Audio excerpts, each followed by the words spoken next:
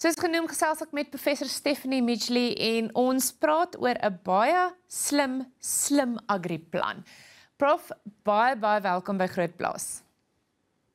Good morning, Mia, and good morning to all the viewers. Ek is baie geïnteresseerd in hierdie slim Agri-plan. Wat presies is dit? The Smart Agri-plan is a response to climate change, specifically for the agricultural sector in the Western Cape province. So it is an action plan, but it's very practical. It's very specific to the different areas of the Western Cape, and it's a long-term plan. So it's more than just another strategy that is implemented in a few years. It's something that's going to be a long-term roadmap for the sector, and it's going to be updated regularly and take us along the path that we are now on in this changing climate globally. Kan jy vir ons 'n bietjie 'n paar punte vertel? Ek meen, waarop spesifiek fokus die slim Agri-plan en hoe gaan dit spesifiek geïmplementeer word? So the plan covers the two main approaches that we need to take to deal with climate change and agriculture's role specifically. So the first one is that we know that there will be a certain amount of change that we have to adapt to.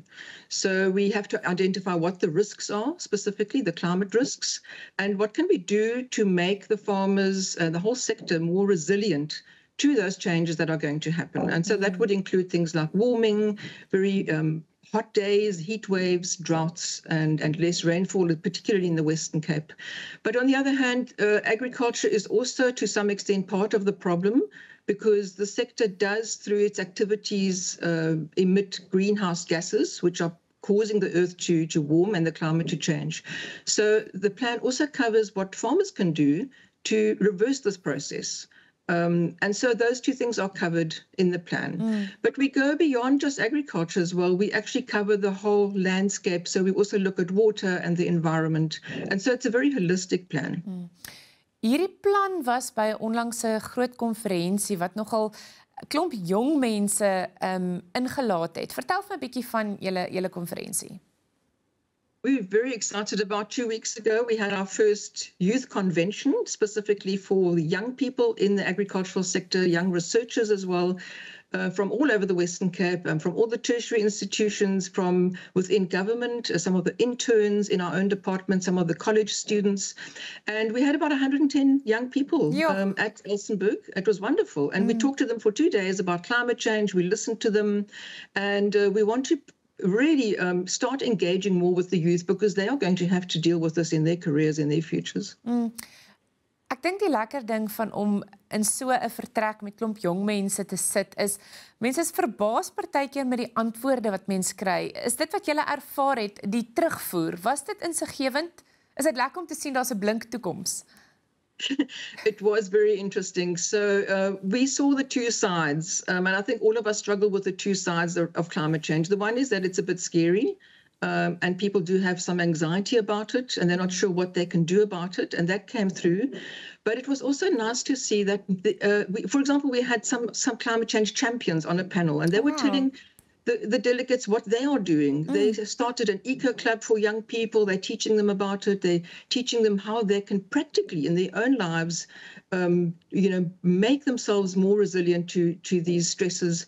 So it was very exciting. And there were a lot of questions from the floor, from people from especially also rural areas, rural communities, saying, how can we really implement this in practice, and how can we make people's lives better using some of these things, for example, renewable energy or waste recycling, that can also create jobs, for example. There are a lot of new job opportunities now for youth in this space. Absoluut. Was hierdie die eerste van sy soort die tipe konferensie wat julle gehou het, en hoekom het julle besluit is dit nou nodig om die jonges in te kry en bietjie saam koppe bymekaar te sit? Yeah. The Smart Agri-plan already has a section that deals with the need to really improve our education and training for young people around climate change. And that plan was finished in 2016, and it's been implemented over the last few years. But following a review of that plan, there was a recommendation that we really need to re-engage with everybody across the sector. And when I joined the department early last year, it was one thing that I used to be a lecturer as well, and I really feel strongly that the young people have so much to offer, and we really need to be bringing them into the planning and the projects that we are doing. So we thought it was a good time now this year to have our first one, see how it goes. We focused on mainly people who are in and around Elsenburg, Stellenbosch, Cape Town, but we also had some delegates from some of the districts.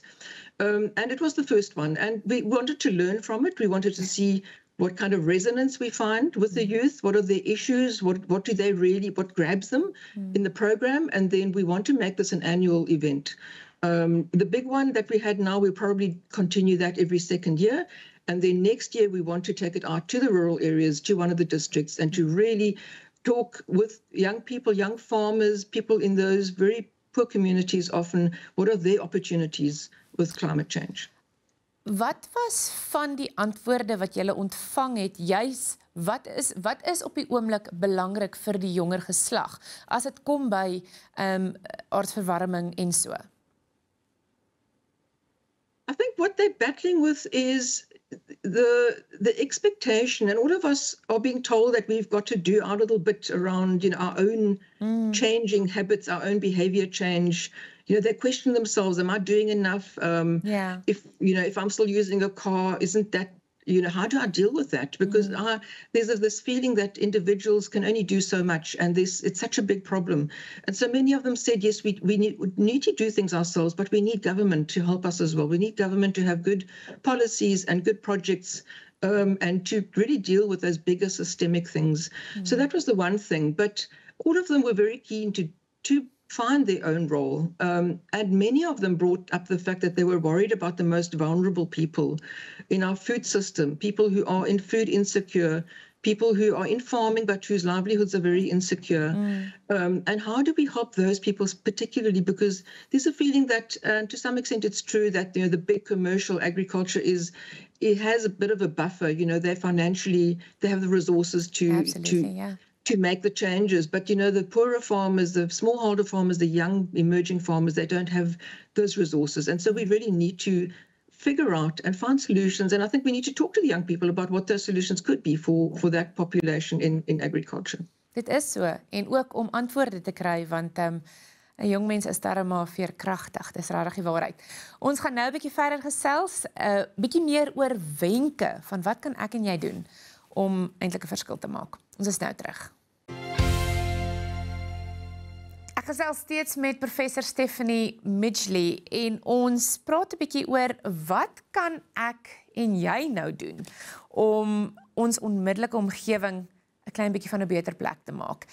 Prof, volgens u, mense is altyd so op soek na antwoorde en wat kan ek doen om myself te verbeter?